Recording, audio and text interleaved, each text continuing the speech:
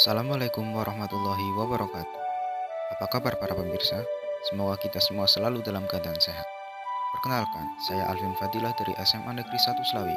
Di kesempatan kali ini, saya akan menceritakan tentang salah satu tokoh pahlawan perjuangan bangsa Indonesia, yakni Muhammad Yamin.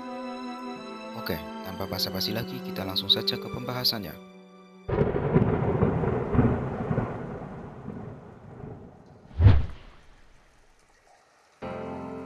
Muhammad Yamin dilahirkan di Talawi, Sawah Lunto pada 23 Agustus 1903. Ia merupakan putra dari pasangan Usman Baginda Khatib dan Siti Saadah yang masing-masing berasal dari Sawah Lunto dan Padang Panjang.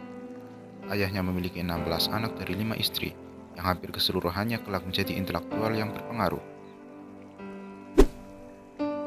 Saudara-saudara Yamin antara lain yaitu Muhammad Yaman, Jamaluddin Adinegoro, dan Ramana Usman. Selain itu, sepupunya Muhammad Amir juga merupakan tokoh pergerakan kemerdekaan Indonesia. Yamin mendapatkan pendidikan dasarnya di Hollands Inland School atau HIS Palembang, kemudian melanjutkannya ke Aklimen Middelburg School atau AMS Yogyakarta. Di AMS Yogyakarta, ia mulai mempelajari sejarah purbakala dan berbagai bahasa seperti Yunani, Latin, dan KAI. Namun setelah tamat, niat untuk melanjutkan pendidikannya ke Leiden Belanda harus diurungkannya dikarenakan ayahnya meninggal dunia. Ia kemudian menjalani kuliah di Rijkshogeschool de Batavia, sekolah tinggi hukum di Jakarta yang kelak menjadi Fakultas Hukum Universitas Indonesia, dan berhasil memperoleh gelar sarjana hukum pada tahun 1932.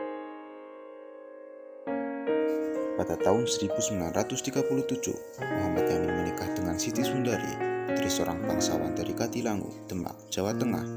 Mereka dikaruniai satu orang putra, yaitu Dang Rahadia Sinayangsih Yamin. Pada tahun 1969, Dian melangsungkan pernikahan dengan Raden Ajeng Sundari Mertoamojo, putri tertua dari Mangkunegoro VIII. Berikutnya, jasa dan perjuangan Muhammad Yamin.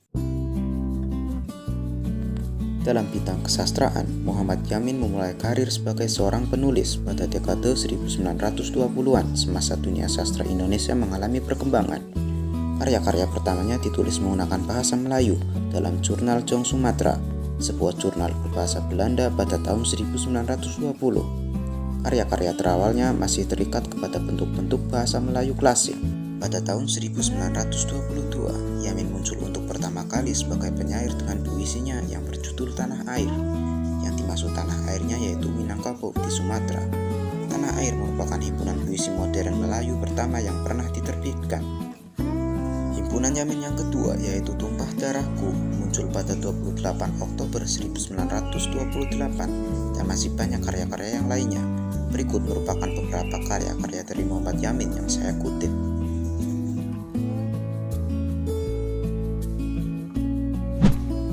Selanjutnya, pada bidang politik, Muhammad Yamin merintis karirnya dalam bidang politik dengan bergabung dalam organisasi kepemudaan di Sumatera, yaitu Jong Sumatranen Bond. Organisasi ini didirikan pada 9 Desember 1917. Di antara para pemimpinnya terdapat Muhammad Hatta, Muhammad Yamin, dan Nasir Pamuja. Tujuan Jong Sumatranen Bond adalah mempererat hubungan antar siswa Sumatera, mengajari para pemuda agar menjadi pemimpin bangsa, dan mengembangkan budaya Sumatera. Muhammad Yamin juga terlibat menyusun Ikrar Sumpah Pemuda yang dibacakan dalam Kongres Pemuda II. Ia juga turut berperan dalam menetapkan bahasa Indonesia sebagai bahasa nasional. Pada tahun 1945, Muhammad Yamin terpilih sebagai anggota Badan Penyidik Usaha Persiapan Kemerdekaan Indonesia atau BPUPKI. Dalam sidang BPUPKI, Muhammad Yamin menjelaskan gagasannya. Gagasan dasar negara yang diutarakan Muhammad Yamin ada 5, diantaranya beri kebangsaan, beri kemanusiaan, beri ketuhanan, beri kerakyatan, dan kesejahteraan rakyat. Selain gagasan secara lisan, ia juga menyampaikan usulan tertulis mengenai rancangan dasar negara.